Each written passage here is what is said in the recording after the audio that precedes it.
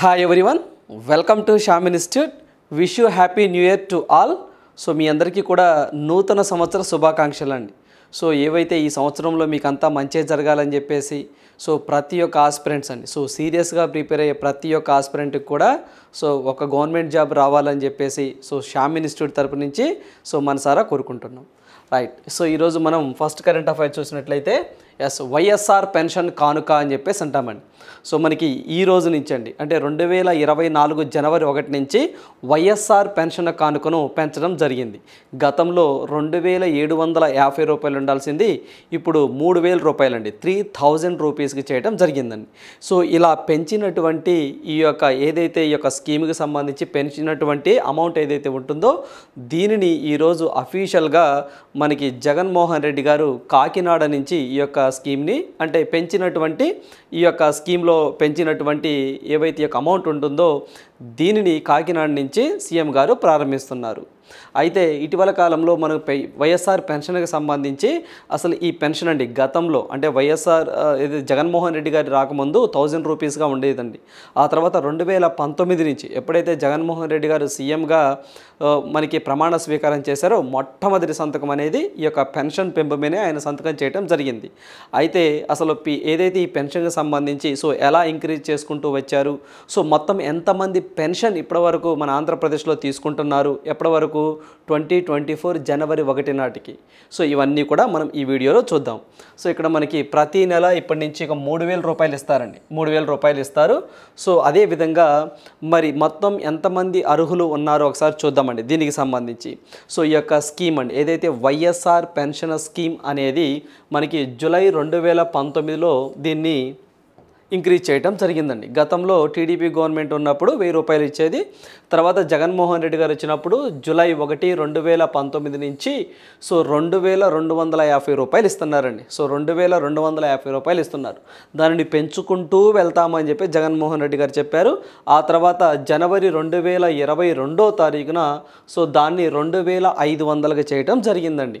ఆ తర్వాత జనవరి 2023న దాన్ని 2750 రూపాయలకి చేయటం జరిగింది. అంటే 2023లో మొత్తం ఎంతమంది పెన్షన్ తీసుకున్నారు సార్ అంటే 64,45,000 మంది పెన్షన్ తీసుకోవడం జరిగిందండి 2023లో. అంటే జనవరి 2023 జనవరి 1 నుంచి సో మనకి 2023 డిసెంబర్ 31 వరకు మొత్తము 64,45,000 మంది పెన్షన్ తీసుకున్నారు. మరి ఇప్పుడు అంటే 2024 జనవరి 1వ తారీఖున సో దాన్ని 3000కి పెంచడం జరిగింది. ఇప్పుడు మొత్తం బెనిఫిషియరీ ఎంత సార్ అంటే సో మనకి 66,34,000 మంది అని చెప్పేసి మనం చెప్పొచ్చండి, 66.34. అయితే ఈ యొక్క సంవత్సరంలో అంటే ఫస్ట్ జనవరికి అండి, అంటే జనవరిలో ఓన్లీ ఈ యొక్క మంత్లోనే పెంచినవి సో 1,17,161 మందికి పెన్షన్లు కొత్తగా పంపిణీ చేయడం జరిగిందండి 2024లో. అంటే మనం 6 నెలలకు ఒకసారి పెట్టుకుంటూ ఉండాలండి. అంటే మనము జూన్లో అప్లై చేసామనుకోండి సో మనకి డిసెంబర్లో ఎలిజిబిలిటీ చేసి జనవరి నుంచి ఇస్తూ ఉంటారు. అలా కొత్తగా 2024లో వీరండి సో 1,17,161 మందికి కొత్తగా పెన్షన్ రావడం జరిగింది. సో వీళ్ళతో కూడా కలుపుకుంటే మొత్తము 66.34 లక్షల మంది ఈ యొక్క పెన్షన్ తీసుకున్న వాళ్ళ లిస్టులో ఉన్నారు. సో ఇది ఎగ్జామ్ పాయింట్ ఆఫ్ వ్యూలో చాలా చాలా ఇంపార్టెంట్ అండి. సో ఓన్లీ కొత్త సంవత్సరం కొత్తగా లబ్ధిదారులు ఎంతమంది అంటేనేమో 1,17,161 గుర్తుంచుకోవాలి. ఓవరాల్గా 2024 జనవరి 1 నాటికి మొత్తం పెన్షన్ తీసుకుంటున్న వారి సంఖ్య ఆంధ్రప్రదేశ్లో ఎంత అంటే 66.34 లక్షల మంది అని చెప్పేసి గుర్తుంచుకోవాలి. దేశంలోనే ఎక్కువగా పెన్షన్ను ప్రొవైడ్ చేస్తున్న రాష్ట్రం కూడా ఆంధ్రప్రదేశేనండి. సో ఇది ఒకటి గుర్తుంచుకోండి. సో అదేవిధంగా మరి దీనికి సంబంధించి ఈ యొక్క ఏదైతే ఈ యొక్క పెంచినటువంటి పెన్షన్కి సంబంధించి ఈరోజు జగన్మోహన్ రెడ్డి గారు కాకినాడ జిల్లాలో దీన్ని ప్రారంభించబోతున్నారు, అది ఒకటి గుర్తుంచుకోండి. అదేవిధంగా ఎవరైతే కిడ్నీ వ్యాధితో బాధపడుతున్నటువంటి పేషెంట్లు కానివ్వండి, పెరాలసిస్ పేషెంట్లు కానివ్వండి, వీళ్ళందరూ కూడా 10,000 రూపీస్ అనేది పెన్షన్గా ఆంధ్రప్రదేశ్ గవర్నమెంట్ ఇస్తూ ఉంది, అది ఒకటి గుర్తుంచుకోండి. అదేవిధంగా మనకి నిన్నటి కరెంట్ అఫైర్స్లో కూడా అండి సో పెన్షన్ తీసుకోవడానికి ఏదైతే మనకి జార్ఖండ్ గవర్నమెంట్ అండి దళితులు అదేవిధంగా గిరిజనులకు సో గతంలో 60 సంవత్సరాలు ఉండాల్సింది 50 సంవత్సరాలకే పెన్షన్ ఇస్తున్నారు అని చెప్పేసి నిన్నటి కరెంట్ అఫైర్స్లో డిస్కస్ చేయడం జరిగిందండి జార్ఖండ్ రాష్ట్రానికి సంబంధించి. మరి ఇప్పుడు గతంలో పెన్షన్ తీసుకునేందుకు 65 ఇయర్స్ ఉండేదండి. సో గతంలో అంటే 2014 ముందు కూడా జగన్మోహన్ రెడ్డి గారు వచ్చిన తరువాత సో దాన్ని 60 ఇయర్స్కి చేశారండి, 60 సంవత్సరాలకు చేశారు. ఎప్పటి నుంచి? 2019 జూలై నుంచి గుర్తుంచుకోండి. ఇప్పుడు మన ఆంధ్రప్రదేశ్లో పెన్షన్ తీసుకోవాలంటే కనీసం ఎంత ఏజ్ పైన ఉండాలంటే 60 అండ్ అబవ్ ఉన్నవారు పెన్షన్ తీసుకోవడానికి ఎలిజిబిలిటీ. సో అందువల్ల ఏజ్ క్రైటీరియా డిస్కస్ చేసాం, మొత్తం ఎంతమంది బెనిఫిషియరీ డిస్కస్ చేసాం, కొత్తగా ఈ సంవత్సరం ఎంతమంది పెన్షన్ కార్డులు పంపిణీ చేయబోతున్నారో డిస్కస్ చేసాం. అదేవిధంగా అసలు పెంచినటువంటి అంటే ఇంక్రీజ్ చేసినటువంటి విధానం అండి.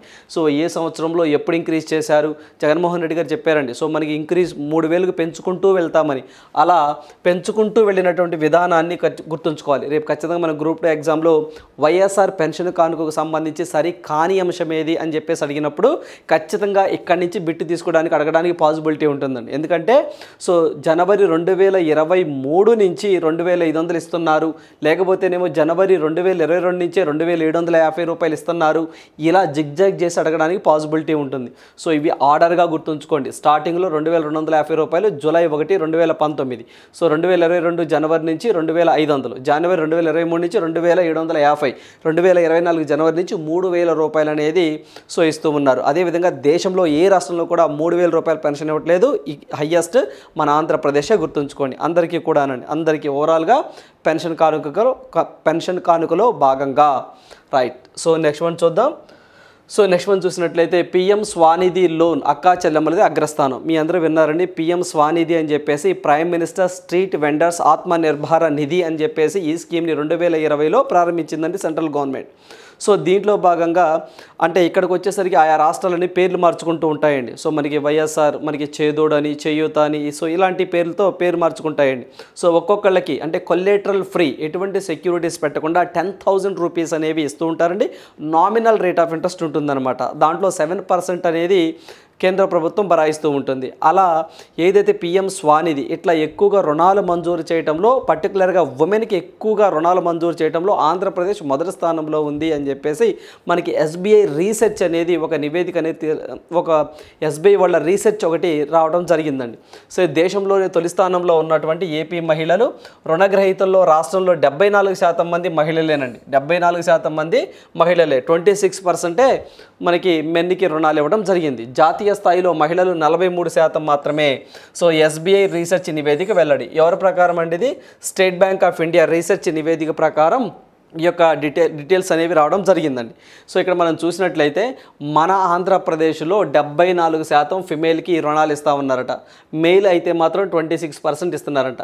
అదే జాతీయ స్థాయిలో చూసినట్లయితేనేమో సో మనకి మెయిల్ వచ్చేసరికి 57% అండి, ఫిమేల్ అయితే మాత్రం సో 43%. మన దగ్గర ఫిమేల్ చూడండి 74% అండి, మన దగ్గర 74%. సో ఇలా ఎక్కువగా అన్ని రాష్ట్రాలతో కంపేర్ చేస్తుంటే ఫిమేల్స్కి ఇచ్చే వాళ్ళల్లో అంటే ఫిమేల్స్కి లోన్ ప్రొవైడ్ చేయడంలో పిఎం స్వానిధి కింద ఆంధ్రప్రదేశ్ మొదటి స్థానంలో ఉంది అని చెప్పేసి ఎస్బీఐ రీసెర్చ్ వాళ్ళు చెప్తా ఉన్నారు. అదేవిధంగా ఓవరాల్గా రుణగ్రహీతలండి, అంటే ఏ రాష్ట్రంలో ఎక్కువగా పిఎం స్వానిధి కింద రుణాలు ఇస్తున్నారు అంటే ఫస్ట్ ప్లేస్ పంజాబ్ అండి. First place Punjab. అంటే ఇక్కడ మనం ఫస్ట్ మహిళలు అయితే ఈ యొక్క స్కీమ్లో మహిళలకైతేనేమో ఆంధ్రప్రదేశ్ మొదటి స్థానంలో ఉంది.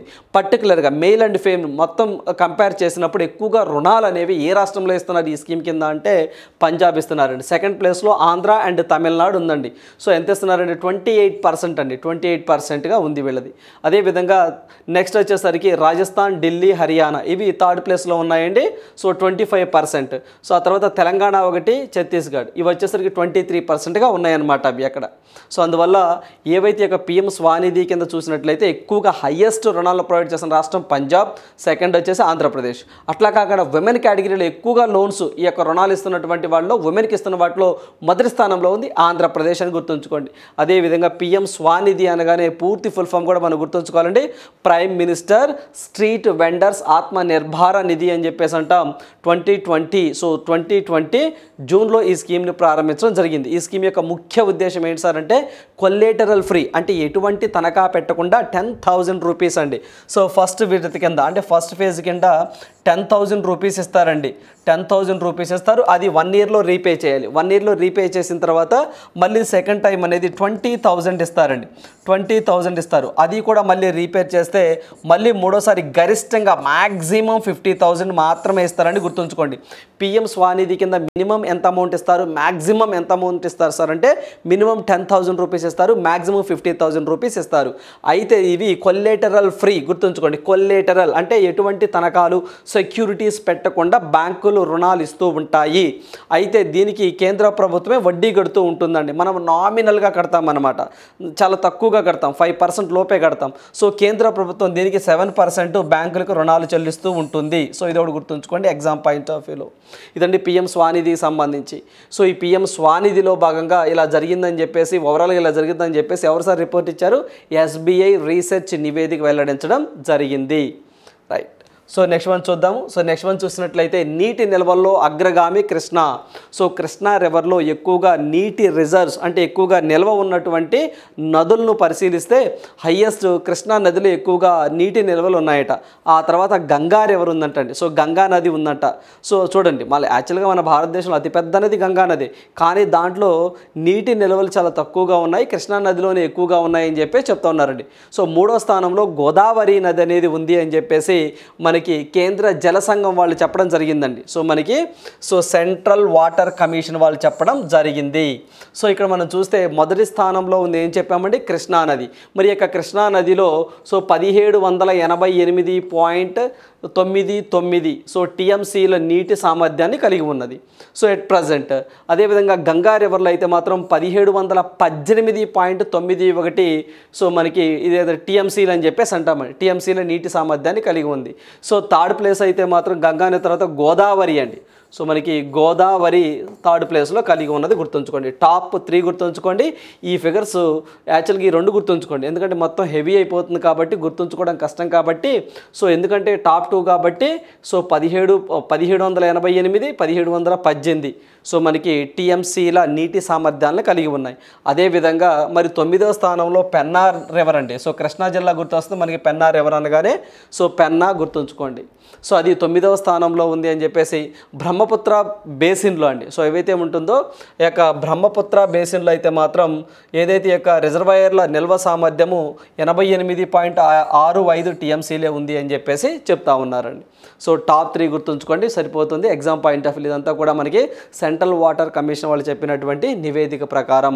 ఇది మనకి రీజనల్ అంశాల్లో ఎక్కువగా ప్రాంతీయ అంశాల్లో ఏపీ బేస్లో అడగడానికి పాసిబిలిటీ ఎక్కువగా ఉంటుందండి. సో గుర్తుంచుకోండి. రైట్. సో నెక్స్ట్ వన్ చూద్దాం. సో నెక్స్ట్ వన్ చూసినట్లయితే ఆర్థిక సంఘం నూతన చైర్మన్గా అరవింద్ పనగారియా.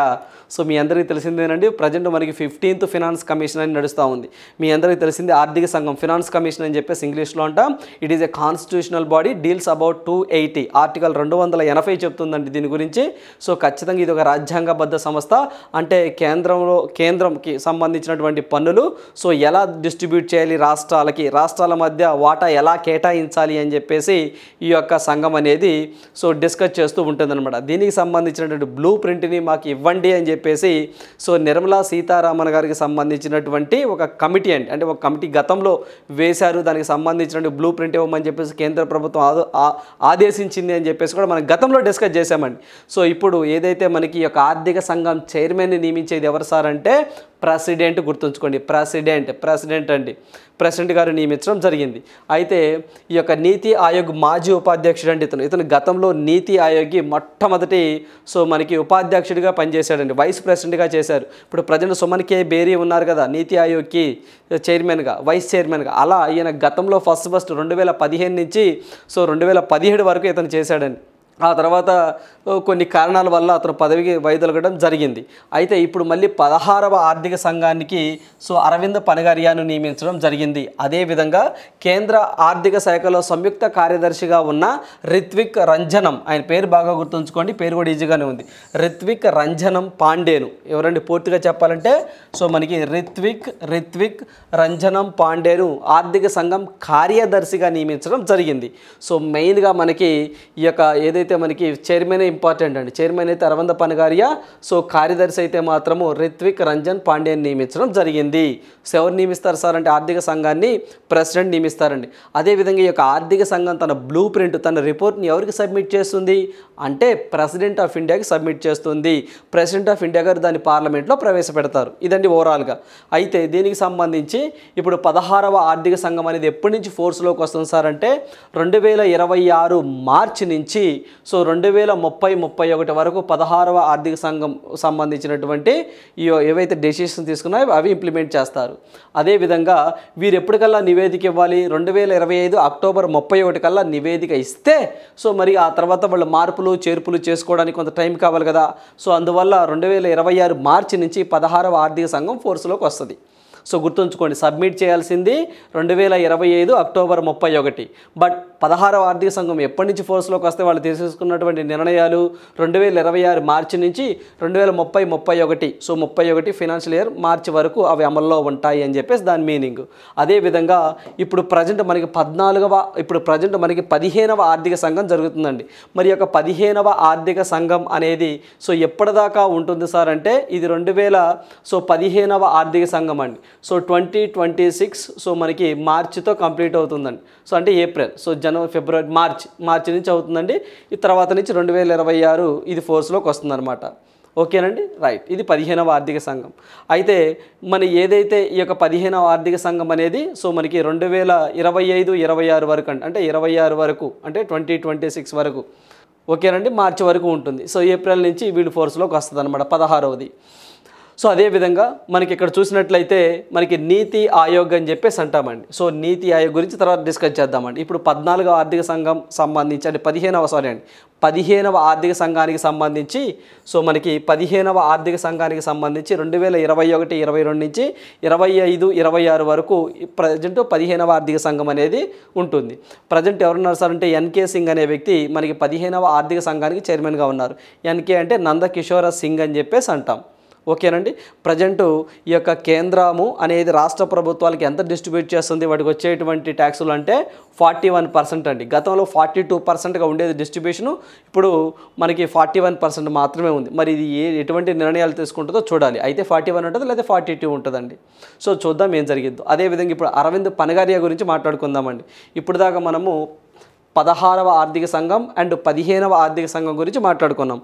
ఇప్పుడు మనం ఆర్థిక సంఘం అంటే కొత్తగా రాబోతున్నటువంటి చైర్మన్ గురించి మాట్లాడుకుందాం, అరవింద్ పనగారియాకి సంబంధించి. సో ఈయన గతంలో సో మనకి నీతి ఆయోగ్కి వైస్ ప్రెసిడెంట్గా చేశారండి 2015 నుంచి 2017 వరకు.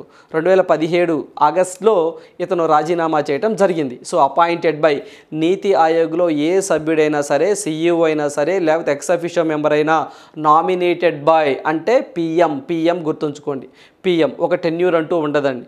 సో ఇలా 2015 జనవరి 1 నుంచి సో 2017 ఆగస్టు 1 వరకు ఈయన వైస్ ప్రెసిడెంట్గా పనిచేశారు. ఆ తర్వాత ఇతనికి 2012వ సంవత్సరంలో పద్మ విభూషణ్ అవార్డు రావడం జరిగిందండి. చాలా ఇంపార్టెంట్. పద్మ అవార్డ్స్లో పద్మ విభూషణ్ అండి మీ అందరికీ తెలిసిందే, పద్మ అవార్డ్స్లో హైయెస్ట్ అవార్డు. సో ఓవరాల్గా అయితే మాత్రం సెకండ్ హైయెస్ట్ అండి. అంటే భారతరత్నతో కంపేర్ చేసినప్పుడు ఫస్ట్ భారతరత్న, తర్వాత పద్మ విభూషణ్, తర్వాత పద్మభూషణ్, తర్వాత పద్మశ్రీ. అలా పద్మ విభూషణ్ అవార్డుని ఇతను 2012లో తీసుకోవడం జరిగింది. అదేవిధంగా ఇతను కొలంబియా యూనివర్సిటీలో కూడా ప్రొఫెసర్గా పనిచేయడం జరిగిందండి. సో రాజనీతి ఏదైతే మనకి రాజనీతికి సంబంధించినటువంటి సో మనకి ప్రొఫెసర్గా ఇతను కొలంబియా యూనివర్సిటీలో పనిచేయడం జరిగింది. ఎవరు సార్ అంటే అరవింద్ పనగారియా. సో రేపు ఎగ్జామ్లో అండి ఖచ్చితంగా ఇతని గురించి అడగడానికి పాసిబిలిటీ ఉంది, గుర్తుంచుకోండి. అదేవిధంగా ఫినాన్స్ కమిషన్ అనేది ఆర్టికల్ 280 డీల్ చేస్తుంది, గుర్తుంచుకోండి. It is a constitutional body, right. So next one చూద్దాం. సో నెక్స్ట్ వన్ చూసినట్లయితే నేడు నింగిలోనికి PSLV C58. సో మనకి PSLV అని చెప్పేసి అంటామండి, polar satellite launch vehicle. So C55 అని చెప్పేసి అంటాం. ఈరోజు ప్రయోగిస్తూ ఉన్నారండి. సో ఇది మన దేశానికి చెందినటువంటి 480 kgల బరువు గల సో లేదా 480 కిలోల బరువు గల ఎక్స్పోసాట్, చాలా చాలా ఇంపార్టెంట్ అండి. ఏ ఉపగ్రహం అండి? సో ఎక్స్పోసాట్ అనే ఒక ఉపగ్రహాన్ని అంతరిక్షంలోనికి పంపిస్తూ ఉన్నారు. సో గుర్తుంచుకోండి. సో ఈ రోజు కల్లా మనకి డేటా వస్తుంది. రేపటి కరెంట్ అఫైర్స్లో కూడా మళ్ళీ ఇది వార్తల్లోకి వస్తుందండి. సో మన దేశానికి చెందినటువంటి 480 కిలోల బరువు ఉన్నటువంటి ఎక్స్పోసాట్ని అనే ఒక ఉపగ్రహాన్ని పంపిస్తూ ఉన్నారు. అదేవిధంగా తిరువనంతపురం జిల్లాకి సంబంధించినటువంటి so lbs institute of technology for women college, so వీరు తయారు చేసినటువంటి ఉమెన్ ఇంజనీర్డ్ శాటిలైట్ అని చెప్పేసి సో దీన్ని కూడా సో ఒకదాన్ని పంపిస్తూ ఉన్నారండి. సో ఈరోజు కౌంట్డౌన్, అంటే నిన్న కౌంట్డౌన్ స్టార్ట్ అయింది. సో ఈరోజు మార్నింగ్ అనేది దీని ప్రయోగం అనేది సో మనకి చేపట్టడం జరిగింది. అదేవిధంగా ఎప్పుడైనా సరే అండి, సో ఏదైనా ఇస్రో వాళ్ళు ఒక కార్యక్రమం చేపట్టే ముందు ఫస్ట్ చెంగాళమ్మ టెంపుల్ అని చెప్పేసి అక్కడికి వెళ్ళి సో అక్కడ దర్శనం చేసుకున్న తర్వాత ఆ తర్వాత తిరుపతి వెళ్ళి సో బాలాజీ స్వామిని దర్శించుకున్న తర్వాత ప్రయోగాన్ని స్టార్ట్ చేసి ఒక ఆనవాయితీ కొనసాగుతూ వస్తుంది. సో ఇక్కడ చెంగాళమ్మ పరమేశ్వరి టెంపుల్ ఎక్కడ ఉంటుంది సార్ అంటే గతంలో నెల్లూరు జిల్లాలో ఉండేదండి, ఇప్పుడు తిరుపతి జిల్లాకి షిఫ్ట్ అయింది. ఎందుకంటే జిల్లాలో రీషెల్ఫ్ చేశారు కదా. సో చెంగాళమ్మ టెంపుల్ ఇప్పుడు ఎక్కడ ఉంటుంది సార్ అంటే తిరుపతి జిల్లా అని చెప్పేసి గుర్తుంచుకోండి. సో ఈ ప్రయోగం అనేది షార్ నుంచి మొదటి ప్రయోగ కేంద్రం నుంచి సో ప్రారంభించడం జరిగింది. సో ఈ పాయింట్లన్నీ గుర్తుంచుకోవాలి ఎగ్జామ్ పాయింట్ ఆఫ్ వ్యూలో. సో ఖచ్చితంగా మనము వీటి గురించి అంటే ఎందుకు సార్ దీని గురించి అంటే ఖచ్చితంగా ఎందుకంటే జనవరి 1 అండి. సో 2024 సో జనవరి 1న అంటే ఈ సంవత్సరం మొట్టమొదటి ప్రయోగం కాబట్టి సో ఎగ్జామ్లో అడగడానికి ఆస్కారం ఎక్కువగా ఉంటుంది, గుర్తుంచుకోండి. దీని గురించి మళ్ళీ రేపటి కరెంట్ అఫైర్స్ కూడా మనం డిస్కస్ చేద్దామండి. రైట్. సో నెక్స్ట్ వన్ చూద్దాం. సో నెక్స్ట్ వన్ చూసినట్లయితే తెహ్రీక్ ఏ హురియత్పై కేంద్రం నిషేధం. ఇది ఒక ఉగ్రవాద సంస్థ అండి, పాకిస్తాన్ అనుకూల వేర్పాటవాద సంస్థ అనమాట. ఏంటి సార్ అంటే అది తెహ్రీక్ ఏ హురియత్ అని చెప్పేసి అంటాం. అంటే కాశ్మీరులో సో మనకి వీళ్ళు ఒక అల్లరి మూకగా ఉండి సో ఇది ఇస్లాం, అక్కడ ఇస్లాం మతాన్ని ఏర్పాటు చేయాలని, అసలు ఇస్లాం సంబంధించిన ప్రభుత్వాన్ని ఏర్పాటు చేయాలని చెప్పేసి అక్కడ ఆ జమ్మూ అండ్ కాశ్మీర్ ఆ ప్రాంతంలో వేర్పాటవాదులండి ఎప్పుడు అల్లర్లు చేయటం, లేకపోతేనేమో అక్కడ ఉన్న యూత్ని పెడదారిని పట్టించే కార్యక్రమాలు చేయటం, హింసకు పాల్పడడం ఇలాంటివి చేస్తూ ఉన్నారు. అయితే దీనిపైన హోంమంత్రి శాఖ అంటే హోమ్ మినిస్ట్రీ వారు నిషేధం విధించడం జరిగిందండి. ఎన్నేళ్ల పాటు నిషేధం విధించారు? 5 సంవత్సరాలు. Very very important. సో మనకి 5 ఏళ్ల పాటు నిషేధం విధించడం జరిగింది. వాటి యొక్క హ్యూమన్ యాక్టివిటీస్ అని చెప్పి చెప్తా ఉన్నారు. మామూలుగా ఇది ఇస్లాం గురించి మంచిని బోధిస్తుంది అని చెప్పేసి పైకి చెప్తూనే లోపల ఇంటర్నల్గా ఈ యొక్క డిస్టర్బెన్సెస్ ఏవైతే అక్కడ స్థానికంగా గొడవలను లేపడం, సో అక్కడ మనకి ఏదైతే నిరసనలు తెలపడం ఇలాంటివి చేస్తూ ఉందన్నమాట. అంటే అక్కడ ఉన్న ప్రభుత్వాన్ని ఇరకాటంలో పెడతా ఉంది. అంటే మాకు స్వతంత్రంగా సో అది కాశ్మీర్లో భాగం కావాలి, జమ్మూ అండ్ కాశ్మీర్ అనేది పాకిస్తాన్లో భాగం కావాలి అని చెప్పేసి వాళ్ళు అక్కడ డిమాండ్ చేస్తూ ఉన్నారు. సో అక్కడ అశాంతిని సృష్టిస్తూ ఉన్నారు. అందువల్ల ఇటీవల కాలంలో తెహ్రీక్ ఏ హురియత్ వచ్చింది కదా, అది ఎక్కడ అని చెప్పేసి అడుగుతారండి, జమ్మూ అండ్ కాశ్మీర్ అని గుర్తుంచుకోండి. అయితే ఈ యొక్క తెహ్రీక్ ఏ హురియత్ దీని స్థాపకుడు ఎవరు సార్ అంటే దీన్ని 2004లో స్థాపించారండి. దాని యొక్క ఫౌండర్ ఎవరు సార్ అంటే చనిపోయాడండి, ఇప్పుడు లేడు, సయ్యద్ అలీషా గిలానీ అని చెప్పేసి అంటామండి. ఆయన పేరు గుర్తుంచుకోండి, సయ్యద్ అలీషా గిలానీ అని చెప్పేసి ఇతను 2004లో దీన్ని స్థాపించడం జరిగింది. ప్రజెంట్ లేరండి, చనిపోయారు. సో ఇది ఉగ్రవాద కార్యకలాపాలకి పాల్పడుతూ ఉంది జమ్మూ అండ్ కాశ్మీర్లో. అందువల్ల దీన్ని 5 సంవత్సరాలు నిషేధం విధించింది హోమ్ మినిస్ట్రీ. అదేవిధంగా మనము నిన్నటి కరెంట్ అఫైర్స్లో కూడా అండి, సో ఒక 2 డేస్ నిన్న కానీ మొన్న కానీ ఒక 2 డేస్ క్రితంగా కూడా మనము వల్ఫా అని చెప్పేసి ఒక సంస్థ అండి, అస్సాంలో ఉండే సంస్థ, అక్కడున్న రాష్ట్ర ప్రభుత్వానికి కేంద్ర ప్రభుత్వంతో శాంతియుత చర్చలు జరిపి ఇక మేము ఎటువంటి ఉగ్రవాద కార్యకలాపాలకు పాల్పడము, ఎటువంటి ఏర్పాటువాదానికి పాల్పడము అని చెప్పేసి అక్కడున్న ప్రభుత్వంతో MOU చేసుకోవడం జరిగిందని చెప్పేసి మనం డిస్కస్ చేయడం జరిగిందండి. అదేవిధంగా ఇక్కడ మనం వోల్ఫా అనగానే ఫుల్ ఫామ్ గుర్తుంచుకోండి అని చెప్పేసి కూడా కరెంట్ అఫైర్స్లో డిస్కస్ చేసాం. ULFA means united liberation front of Assam అని చెప్పేసి అంటాం. సో దీనిని 1979లో ఏర్పాటు చేశారని, సపరేట్గా అస్సాం కావాలని చెప్పేసి వీళ్ళు అడుగుతున్నారని చెప్పేసి సో వీటిని గురించి నిన్నటి కరెంట్ అఫైర్స్లో నిన్న కానీ మొన్న కానీ కరెంట్ అఫైర్స్లో డిస్కస్ చేయడం జరిగిందండి. సో వోల్ఫా బాగా గుర్తుంచుకోండి, ఇది ఏ రాష్ట్రానికి సంబంధించింది, లేకపోతే దీని ఫుల్ ఫామ్ ఏంటి, లేకపోతే ఇది ఏ రాష్ట్రానికి సంబంధించిందని, సో దీన్ని ఎప్పుడు ఏర్పాటు చేశారని ఇలా ఎగ్జామ్లో అడుగుతారని చెప్పేసి డిస్కస్ చేశాం. So United liberation front of Assam అని చెప్పేసి 1979లో ఏర్పాటు చేశారు. సో ఇదే అండి, ఇది గతంలో కూడా అంటే 1990-94 ఆ టైంలో దీని మీద కూడా కేంద్ర ప్రభుత్వం నిషేధం విధించిందండి. ఇది ఉగ్రవాద సంస్థగా కూడా ఉగ్రవాద సంస్థగా గుర్తించారు. ఆ తర్వాత నిషేధం ఎత్తివేశారు. ఆ తర్వాత మళ్ళీ ప్రభుత్వంతో చర్చలు జరిపి మేము ఎటువంటి ఏదైతే మనకి గొడవలకు దిగమని, అశాంతిని సృష్టించమని, వేర్పాటువాదం చేయమని, సో అస్సాంకి అభివృద్ధికి తోడ్పడతామని చెప్పేసి ఏదైతే ఈ యొక్క వోల్ఫా ఫౌండేషన్ ఉంటుందో, అంటే ఈ యొక్క ఏదైతే ది ఆర్గనైజేషన్ ఉంటుందో ఇది కేంద్ర ప్రభుత్వంతో రాష్ట్ర ప్రభుత్వంతో చర్చలు జరిపి ఎంఓయూ చేసుకోవడం జరిగింది. అలానే ఇప్పుడు మనకి తెహ్రీక్ ఏ హురియత్ అని చెప్పేసి వచ్చింది. ఇది జమ్మూ అండ్ కాశ్మీర్కి సంబంధించినటువంటి ఒక ఉగ్రవాద సంస్థగా కేంద్ర ప్రభుత్వం గుర్తించడం జరిగింది. రైట్. సో నెక్స్ట్ వన్ చూద్దామండి. So Aadhaar linked pay made mandatory for MGNREGS workers. So మీ అందరికీ తెలిసిందేనండి. So Mahatma Gandhi national rural employment guarantee scheme అని చెప్పేసి, సో మరి దీనికి సంబంధించినటువంటి ఎవరైతే వర్కర్స్ ఉంటారో అంటే వేజెస్ అంటే మనకి ఈ యొక్క దీంట్లో పేరు రిజిస్ట్రేషన్ చేసుకుని ఉన్నారు వీళ్ళందరూ కూడా వాళ్ళ యొక్క జాబ్ కార్డ్ అని చెప్పేసి అంటారండి. అంటే ఈ యొక్క ఏదైతే మనకి Mahatma Gandhi national rural employment guarantee scheme అని చెప్పేసి ఒక ఐడెంటిటీ ఒక బుక్ ఒకటి ఇస్తారండి. సో వాళ్ళ కార్డులను ఖచ్చితంగా ఆధార్ కార్డుతో లింక్ చేసుకోవాలి. అంటే మనం ఆధార్ కార్డుని బ్యాంక్ అకౌంట్కి ఎలా లింక్ చేసుకుంటాం, ఆధార్ కార్డుని పాన్తో ఎలా లింక్ చేసుకుంటాం, ఆధార్ని ఓటర్ ఐడితో ఎలా లింక్ చేసుకుంటాం, అలా ఈ యొక్క ఏదైతే మనకి national rural employment guarantee scheme ఉంటుందో దీంట్లో వాళ్ళ యొక్క జాబ్ కార్డ్స్ అని చెప్పేసి అంటారండి. ఆ కార్డ్స్తో ఆధార్ని అప్లోడ్ చేసుకోవాలి, అంటే ఆధార్ని లింక్ చేసుకోవాలి అని చెప్పేసి కేంద్ర ప్రభుత్వం ఎప్పటి నుంచో చెప్తుందండి. 2023 జనవరి 1 నుంచే చెప్తుంది. ఇప్పటివరకు 5 దఫాలుగా పొడిగించుకుంటూ వచ్చింది. కానీ కొన్ని రాష్ట్రాలు అనేవి సరిగ్గా అది పట్టించుకోలేదు అని చెప్పేసి కేంద్ర ప్రభుత్వం కొన్ని కార్డుల్ని డిలీట్ చేయడం జరిగిందండి. అందువల్ల న్యూస్లోకి రావడం జరిగింది. సో ఇది మనం చూసినట్లయితే 34.8% of registered workers and 12.7% of active workers still not eligible for the new payment system. So చూడండి, సో ఇప్పుడు మనకి ఎవరైతే 34.8% ఆఫ్ ద రిజిస్టర్డ్ వర్కర్స్ కానివ్వండి and 12.7% of the active workers will still so ఇంకా not eligible for new payment system. So అదేవిధంగా 7.6 crore job cards deleted since April 2022. So 2022 April నుంచి 7.6 కోట్ల కార్డులను కూడా మేము డిలీట్ చేసాము అని చెప్పేసి, అంటే కొన్ని ఫేక్ సంబంధించిన జాబ్ కార్డ్స్ కూడా ఉన్నాయండి, వీటిని మేము డిలీట్ చేసాము అని చెప్పేసి సో కేంద్ర ప్రభుత్వం చెప్తా ఉంది. సో ఇక్కడ మనం చూసినట్లయితే ఏంటి సార్ ఈ యొక్క పేమెంట్ సిస్టమ్ అంటే, సో ఇప్పుడు ప్రజెంట్ ఏదైతే గతంలో అండి ఈ స్కీమ్ కింద మాన్యువల్గా అమౌంట్ అనేది ఇస్తూ ఉంటారు.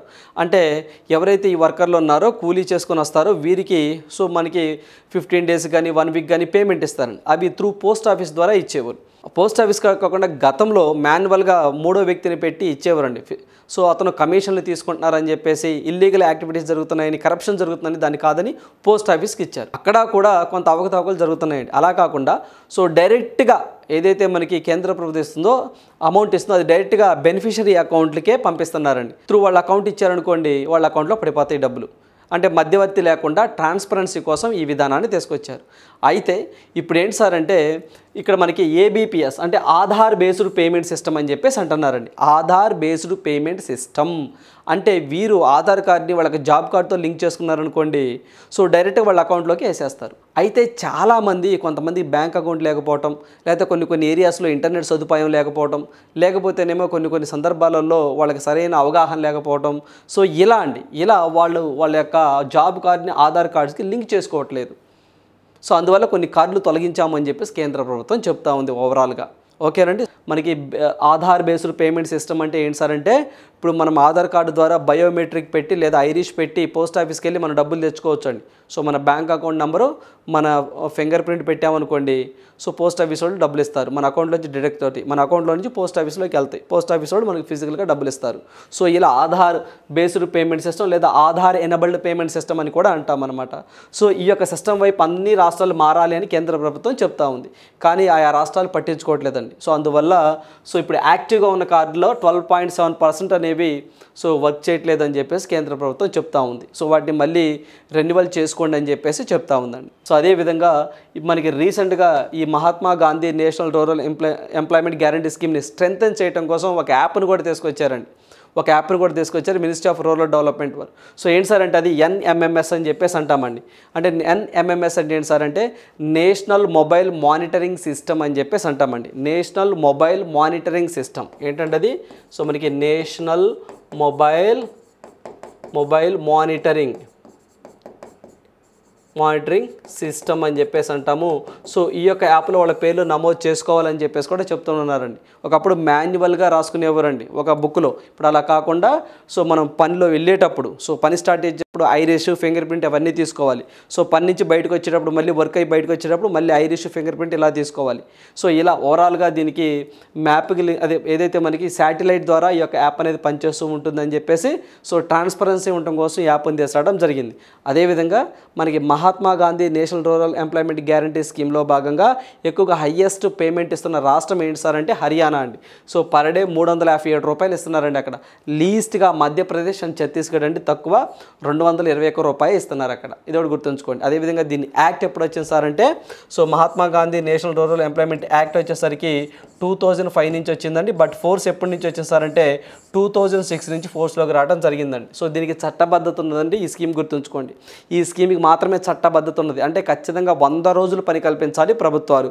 ఈ యొక్క స్కీమ్ని ఆంధ్రప్రదేశ్ నుంచే ప్రారంభించడం జరిగిందండి. సో అనంతపురం జిల్లా బండ్లపల్లిలో అప్పటి పీఎం మన్మోహన్ సింగ్ గారు, అప్పటి సీఎం వైఎస్ రాజశేఖర రెడ్డి గారు ఈ స్కీమ్ని ప్రారంభించడం జరిగింది. రైట్. సో నెక్స్ట్ వన్ చూద్దాము. సో మనకి చెక్ లిస్ట్ అండి. సో ఈ చెక్ లిస్ట్ చూసినట్లయితే ఇటీవల కాలంలో reserve bank of India repo rate, reverse repo rate, bank rate, SLR అని చెప్పేసి మనకి మానిటరీ పాలసీకి సంబంధించినటువంటి సో కొన్ని విధానాలను తీసుకుందండి. దాంట్లో ఆ రేట్లు ఎలా ఉన్నాయో చూద్దాం. సో ఆల్రెడీ మీకు తెలుసండి, ఎకానమీలో చదువుకునే ఉంటారు. Repo rate, reverse repo rate, bank rate ఇవన్నీ మీకు తెలుసు. బట్ ఇక్కడ కేవలం మనము ఇప్పుడు ఆ రేట్స్ ఎలా ఉన్నాయి మాత్రమే డిస్కస్ చేద్దాం. సో మనకి రెపో రేట్ అండి. సో ఎంత అండి 6.50%. ఎంత అండి 6.50% ప్రజెంట్ ఉందండి రెపో రేట్ అనేది. రెపో రేట్ అంటే సో మనకి బ్యాంకులు ఆర్బీఐ దగ్గర తీసుకున్నటువంటి డబ్బులు, దాని మీద ఆర్బీఐ విధించేటువంటి వడ్డీ. సో రివర్స్ రెపో రేట్ అని చెప్పేసి అంటామండి. సో రివర్స్ రెపో రేట్ ఇది ఎంత ఉంది సార్ అంటే 3.35% ఉందండి. ఇదేంటి సో మనకి బ్యాంకులు ఆర్బీఐ దగ్గర కొంత అమౌంట్ని పార్క్ చేస్తాయి, వాటి దగ్గర ఉంచుతాయి. అప్పుడు ఆర్బీఐ వాటి మీద అమౌంట్ రేట్ ఆఫ్ ఇంట్రెస్ట్ ఇస్తుంది. దాన్ని రివర్స్ రెపో రేట్ అంటాం. 3.35% ఉంది. బ్యాంక్ రేట్ అని చెప్పేసి అంటామండి. సో బ్యాంక్ రేట్ లాంగ్ టర్మ్లో ఇస్తారు. 6.75% ఉందండి. 6.75% ఉంది. అదేవిధంగా సో మనకి ఎంఎస్ఎఫ్ అని చెప్పేసి అంటామండి, మార్జినల్ స్టాండింగ్ ఫెసిలిటీ అంటాము. ఇది 6.75% ఉంది. అదేవిధంగా ఇక్కడ మనకి ఎస్డిఎఫ్ఆర్ అని చెప్పేసి అంటామండి. సో మనకి ఎస్డిఎఫ్ఆర్ అని చెప్పేసి అంటాం.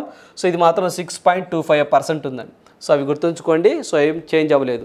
సో 2024 ఫిబ్రవరి వరకు కూడా అవే ఉంటాయి. సో ఫిబ్రవరిలో మళ్ళీ మానిటరీ పాలసీ ఉంటుంది, అవే ఉండొచ్చు, చేంజ్ అవ్వచ్చు. రైట్. సో నెక్స్ట్ వన్ చూస్తే క్వశ్చన్ ఫర్ యూ. ఈ ప్రశ్న మీకోసమే. సో చూస్తే in which state will Karbi youth festival 2024 to be organised. So మనకి ఏ రాష్ట్ర ప్రభుత్వంలో కార్బీ యూత్ ఫెస్టివల్ అనేది సెలబ్రేట్ చేస్తారు 2024లో అంటే దట్ ఈజ్ మహారాష్ట్రలో చేస్తాడు. రైట్. సో ఇవ్వండి ఈరోజు ఉన్నటువంటి ఇంపార్టెంట్ కరెంట్ అఫైర్స్. సో ప్రతి ఒక్క అభ్యర్థి కూడా కొత్త సంవత్సరం కాబట్టి సో ఈ సంవత్సరం నుంచి అంటే మీరు 1 year టార్గెట్ పెట్టుకున్నట్లయితే ఒక జాబ్ అచీవ్ చేయాలని చెప్పేసి సో ఎప్పటి నుంచి అంటే గతంలో ఎప్పటి నుంచి ప్రిపేర్ అవుతూ ఉంటే అవి కంటిన్యూ చేయాలండి. సో కొత్తగా వచ్చిన వారు ఎవరైతే ఉన్నారో 1 year టార్గెట్ పెట్టుకుంటారండి జాబ్ రావడం కోసం. సో అలాంటి ఎవరైతే ఆస్పిరెంట్స్ ఉన్నారో మీరు 2024 జనవరి 1వ తారీఖు నుంచి కరెంట్ అఫైర్స్ ఉండండి. అంటే 1 year గోల్ ఉన్నవాళ్ళండి. ఇంకా లేదు ఇటీవల కాలంలో ఏమైనా గ్రూప్ 2 ఇలాంటి ఎప్పటి నుంచో ప్రిపేర్ అవుతున్నారో వాళ్ళు మాత్రం 2023 జనవరి 1 నుంచి సో చదువుతూ రావాలి. కొత్త వాళ్ళు మాత్రం 2024 జనవరి 1 నుంచి సో అప్డేట్ అవుతూ ఉండండి. 1 year గోల్ కాబట్టి సో ఈ 1 yearలో జరిగినవన్నీ కూడా అప్పుడు మీరు చదువుకోవడానికి ఈజీగా ఉంటుంది.